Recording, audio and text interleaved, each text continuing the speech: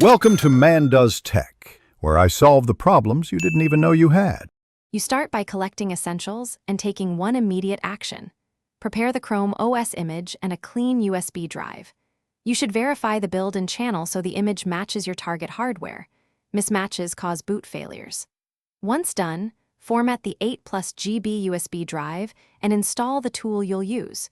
Chromebook Recovery Utility for Windows/Mac OS, or Etcher for cross-platform flashing, or DD on Linux if you prefer the command line. Make sure permissions allow writing to the device before proceeding. You now write the image to the USB and focus on accuracy. Open your chosen tool, pick the correct image file, then crucially select the correct USB device. Double-check capacity and vendor to avoid overwriting a different drive. Start the right operation and watch progress. Flashing can take several minutes on USB 3.0 or longer on USB 2.0.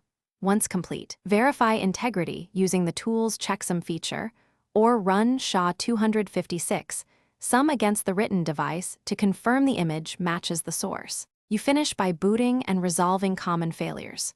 Reboot the target machine and enter firmware or UEFI settings to enable USB boot. If Secure Boot blocks the image, disable it temporarily.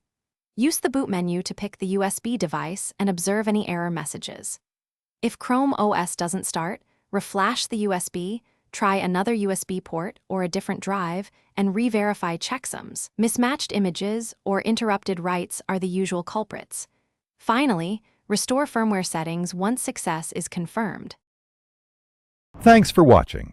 If you found this helpful, don't forget to like and subscribe.